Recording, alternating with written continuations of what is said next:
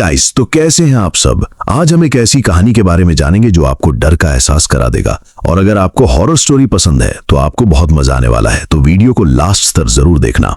Film की शुरुआत होती है मशहूर पैरानॉर्मल इन्वेस्टिगेटर्स एड और लोरेन वॉरेन के साथ। वे चर्च के लिए जानकारी इकट्ठा करने के मकसद से एमिटिविल के कुख्यात घर की जांच पड़ताल कर रहे होते हैं।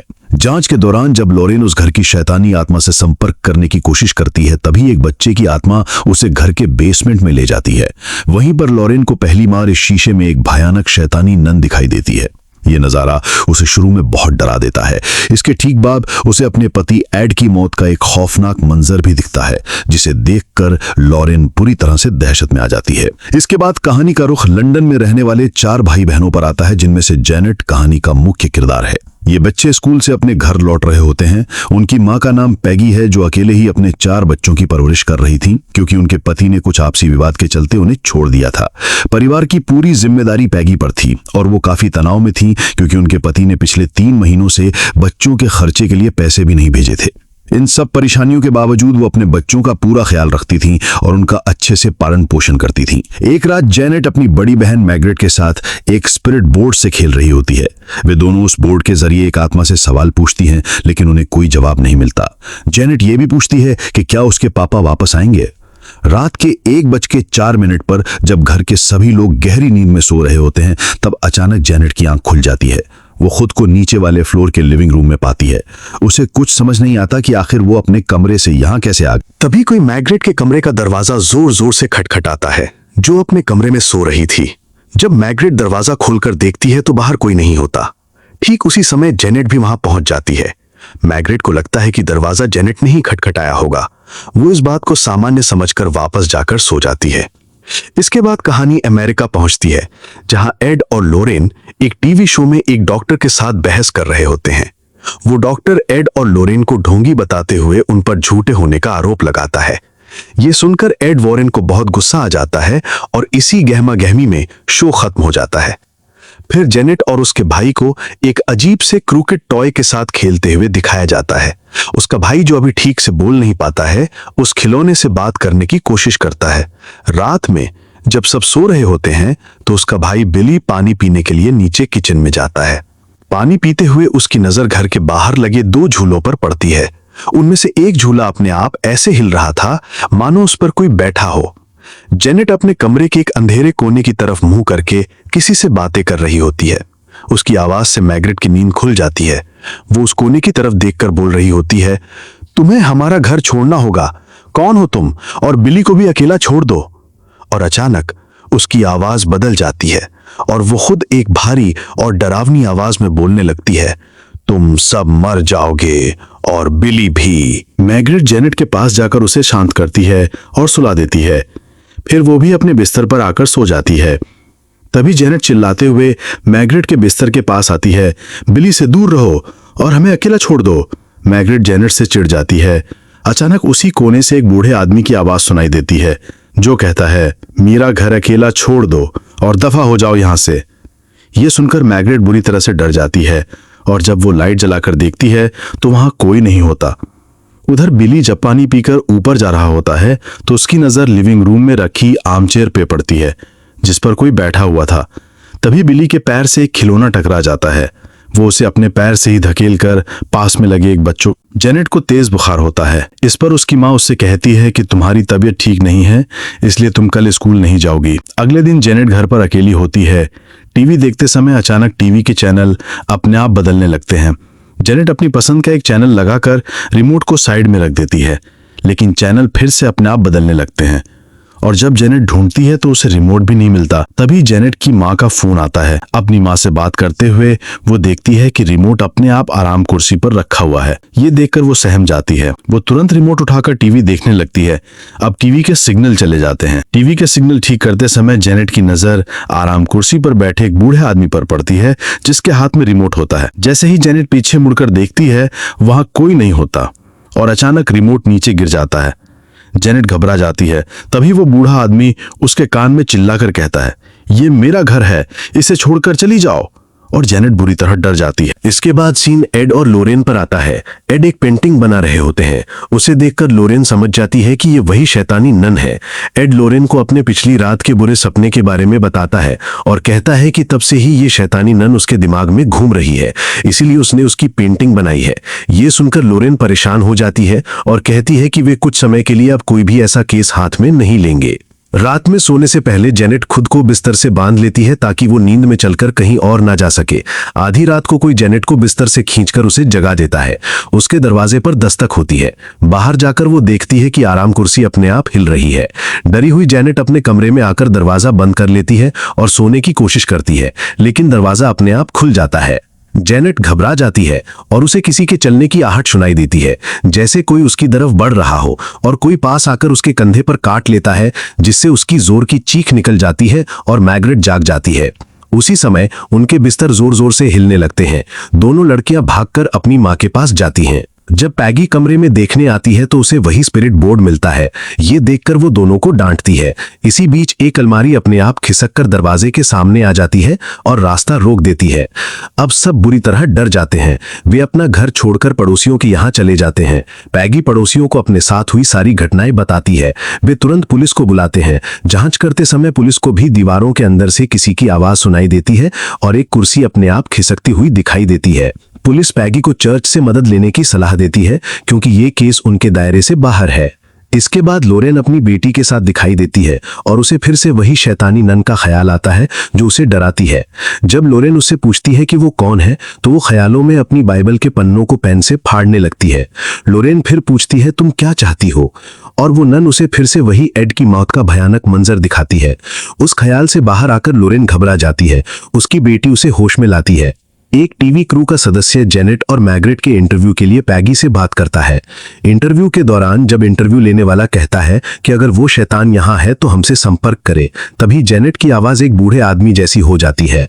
वो बूढ़ा आदमी कहता है कि उसका नाम बिल विल्किंस है। पहले उसकी आंखों की रोशनी गई और फिर दिमाग की नस फटने यानी ब्रेन हैमरेज से कोने में रखी उसी आराम कुर्सी पर उसकी मौत हो गई थी। वो ये भी कहता है कि उसे हॉडजन परिवार की तकलीफ देखकर मजा आता है। ये सब देखकर सब हैरान रह जाते हैं। इसके बाद इंटरव्यू लेने वाला उन अलौकिक घटनाओं को सच मानकर उनका साथ देता है। दूसरी तरफ उनका ही एक साथी दावा करता है कि जेनेट सिर्फ नाटक कर रही है। इंटरव्यू में कुछ ऐसे गवाहों को भी दिखाया जाता है जो उन अजीबोगरीब घटनाओं के बारे में बताते हैं। रात में पैगी और उसके सभी बच्चे पड़ोसियों के घर पर सो रहे होते हैं और वहां जेनेट पर पूरी तरह से क्रुकमैन की आत्मा कब्जा कर लेती है।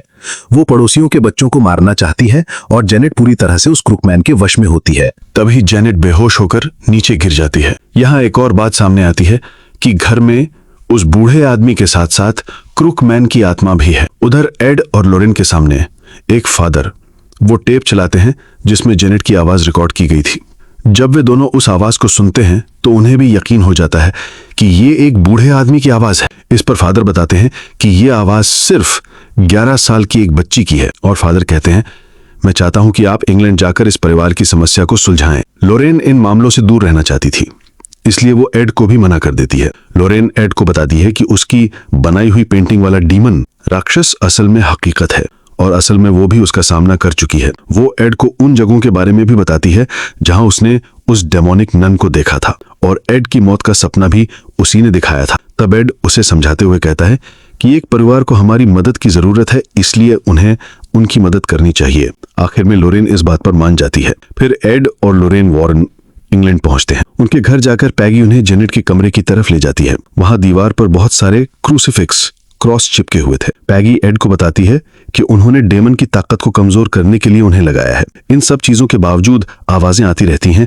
और पैगी फिर से उस कमरे को लॉक कर देती है। पैगी वो आराम कुर्सी भी दिखाती है जिसका जिक्र कई बार हो चुका है। रोते हुए जेनेट लोरेन को बताती है कि वो पूरी रात सो नहीं पाती है। वो कहती है मैं स्कूल में सो जाया करती थी, लेकिन अब मैं स्कूल भी नहीं जा रही हूँ। लोरेन जेनेट से कमरे से आने वाले बूढ़े आदमी की आवाज के बारे में पूछती है। चर्च को सबूत दिखाने के लिए लोरेन और एड जेनेट को उस आराम कुर्सी पर बिठाते हैं और वे डेमन से बात करने की कोशिश करते हैं। जेनेट सबको बताती है कि डेमन तब तक बात नहीं करेगा जब तक वो लोग उसकी आंखों में देखते रहेंगे। तो सब अपने चेहरे घुमा लेते हैं।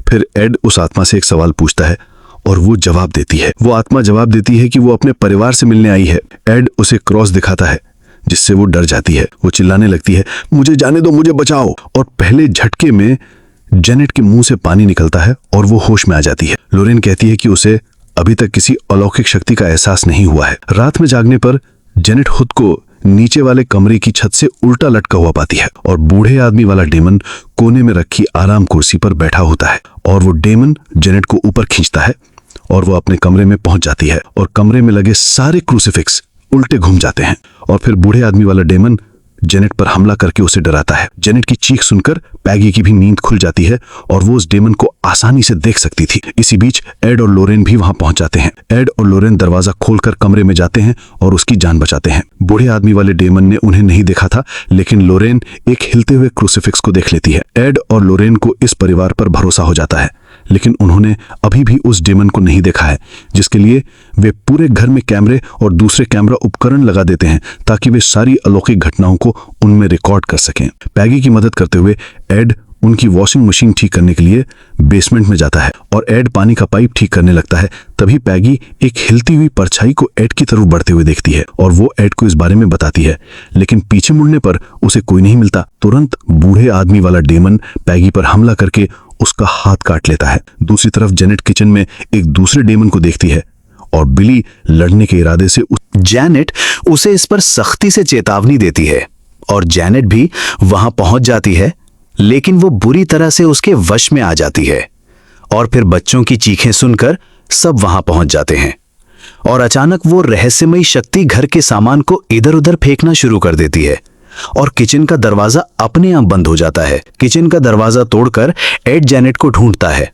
जेनेट एक अलमारी में मिलती है जिस पर डेमन ने पूरी तरह से कब्जा कर लिया था और वही मेजबान जो इसे जेनेट का नाटक समझ रहा था, उन सभी को एक वीडियो दिखाता है जिसमें जेनेट खुद ही चीजों को इधर उधर फेंक रही थी। तो ये उनके सामने एक सबूत था कि जेनेट सिर्फ नाटक कर रही है। पैगी को गुस्सा आ जाता है जब वो औरत उस पर इल्जाम लगाते हुए उसे झूठा नाटक करने वाली कहती है। वो गुस्से में फट पड़ती है और सभी को जाने के लिए कहती है और एड और लोरेन वॉरेन भी चले जाते हैं। उनमें से सिर्फ उनके पड़ोसी ही पैगी पर भरोसा करते थे। तब जेनेट के भाई बहन उससे पूछते हैं कि तुमने ऐसा क्यों किया? तब वो जवाब देती है, डेमन की आत्मा ने मुझे ऐसा करने के लिए कहा था और अगर मैं उसकी बात नहीं मानती तो वो भाई जॉनी को मार डालता। एड और लोरेन वॉरेन को इन सब घटनाओं पर विश्वास ही नहीं हो रहा था, लेकिन वो सोच रहे थे कि अगर जेनेट को नाटक ही करना था तो उसने उसी कमरे में ऐसा क्यों किया जहां कैमरे लगे हुए थे। उस रिकॉर्ड किए हुए डेटा को एड दोबारा सुनता है और उसे दो अलग अलग रिकॉर्डिंग से एक मैसेज मिलता है। जब वो दोनों रिकॉर्डिंग को एक साथ चलाता है तो मैसेज पूरा हो जाता है। मैसेज ये था कि वो मुझे जाने नहीं देती हैं। इसी बीच लोरेन को वो बूढ़े आदमी वाला डेमन आराम कुर्सी पर बैठा हुआ दिखाई देता है। बूढ़े आदमी वाला डेमन लोरेन को बताता है कि वो यहाँ अपने परिवार को देखने आया था, अब वो जा रहा है। वो कहता है वो अब मुझे जाने की इजाजत नहीं दे रही हैं और जेनेट भी उसी डेमन के वश में है और वो जेनेट को नहीं छोड़ेंगी। वो लोरेन को उस डेमन को पकड़ने का एक सुराग भी देता है और फिर लोरेन उस बूढ़े आदमी की आत्मा के पीछे उस डेमोनिक नन को देखती है। जब लोरेन अपने उस सपने से बाहर आती है तो उसके नाक से खून बहने लगता है। तब वो दोनों समझ जाते हैं कि कुछ तो गड़बड़ है और वे पैगी के घर वापस लौटते हैं। बूढ़े आदमी की आत्मा और क्रुक्ड मैन तो सिर्फ मोहरे हैं ताकि कोई भी असली डेमन यानी उस डेमोनिक नन तक ना पहुंच सके और घर पर जेनेट डेमन के बुरी तरह से वश में है और वो उसे काबू कर लेती है। जेनेट अपनी शैतानी ताकत से माइग्रेट को हवा में उछालकर फर्श पर फेंक देती है और पैगी अपने बच्चों को बाहर निकालती है। जैसे ही वो जेनेट को लेने के लिए अंदर जाती है, दरवाजा अपने आप बंद हो जाता है। उसी समय एड और लोरेन वॉरेन भी वहां पहुंच जाते हैं। एड दरवाजा तोड़ने की कोशिश करता है लेकिन वो मजबूती से बंद होता है। फिर एड खिड़की से अंदर जाने की कोशिश करता है, लेकिन उस कमरे से आता हुआ एक उड़ता हुआ सोफा खिड़की को ब्लॉक कर देता है। लेकिन एड को जेनेट को बचाना था, इसलिए वो बेसमेंट के पिछले रास्ते से अंदर घुस जाता है और जब लोरेन बेसमेंट में एड के पीछे जाती है तो वो दरवाजा भी बंद हो जाता है। लोरेन एड को ये कहते हुए रोकती है कि डेमन बहुत शक्तिशाली है और एड अकेले उस डेमन का सामना नहीं कर पाएगा, लेकिन एड उसकी बात को नजरअंदाज करके चला जाता है। लोरेन ये सोचकर परेशान हो जाती है कि वो एड के साथ अंदर नहीं जा रही है। दूसरी तरफ एड बेसमेंट से रास्ता बनाकर उस कमरे में घुसने की कोशिश करता है। इसी बीच एक पानी का पाइप एड की आंखों पर फट जाता है। परिणाम स्वरूप उसकी आंखों में चोट लग जाती है और उसे धुंधला दिखने लगता है। संगीत की आवाज सुनकर वो उसकी ओर बढ़ता है। जब एड आगे बढ़ता है तो हमें दीवार पर एक डेमन का हाथ दिखाई देता है और उस समय क्रुक्ड मैन ठीक एड के पीछे होता है और एड टीवी वाले कमरे में पहुंच जाता है और ठीक उसी पल एड को ऊपर की मंजिल से जेनेट की आवाज सुनाई देती है और डेमन की आवाज सुनाई देती है। तब एड अपने गले से क्रूसीफिक्स उतारते हुए उस डेमन से जाने की विनती करता है और वहां लोरेन उस डेमन से जुड़ी सभी यादों को इकट्ठा करती है। लोरेन को तुरंत पता चलता है कि डेमन ने उसे अपना नाम भी बताया था और उसके सामने उसका नाम लेने से उसकी ताकत को कमजोर किया जा सकता है, उसे काबू भी किया जा सकता है। उसे ये भी याद आता है कि उसने अपनी बाइबल में एक डेमोनिक नन का नाम लिखा था। तभी बाहर के पेड़ पर आसमान से बिजली गिरती है और उसे बर्बाद कर देती है और उस पेड़ का आकार वैसा ही बन जाता है जैसा लोरेन ने अपने सपने में देखा था। आगे एड जेनेट को ढूंढते हुए ऊपर की मंजिल पर पहुंच जाता है। क्रुक्ड मैन तुरंत वहां आकर एड पर हमला करता है, लेकिन एड अपनी जान बचा लेता है और फिर एड जेनेट के कमरे में भी पहुंच जाता है। वो देखता है कि जेनेट पूरी तरह से डेमोनिक नन के वश में है। अचानक खिड़की का शीशा टूट जाता है और जेनेट उसे कूदने की कोशिश करती है और नीचे वो नुकीला पेड़ होता है। एड उसे रोकने के लिए बहुत जोर लगाता है। जैसे ही जेनेट कूदने वाली होती है एड उसका हाथ पकड़ लेता है, लेकिन एड भी यहां फंस जाता है। वे दोनों धीरे धीरे नीचे गिरने लगते हैं। एक पल में लोरेन भी उस कमरे में पहुंच जाती है और वो डेमोनिक नन को देखती है जो ये सब कर रही थी। जैसे ही लोरेन एड को बचाने के लिए आगे बढ़ती है, डेमोनिक नन उसे दूर फेंक देती है। लोरेन फिर उसका नाम वेलाक लेकर उसे नरक में वापस जाने को कहती है और उसकी डेमोनिक नन की शक्ति धीरे धीरे कमजोर पड़ जाती है और उसे वापस नरक में लौटना पड़ता है। फिर लोरेन एड और जेनेट को ऊपर खींचकर उनकी मदद करती है और इस तरह दोनों की जान बच जाती है। डेमोनिक नन के जाने से सब कुछ पहले जैसा सामान्य हो जाता है और आखिर में हम देखते हैं कि जेनेट सामान्य अवस्था में है। पेगी और जेनेट वहां आने के लिए एड और लोरेन का धन्यवाद करते हैं और इसी के साथ फिल्म खत्म हो जाती है।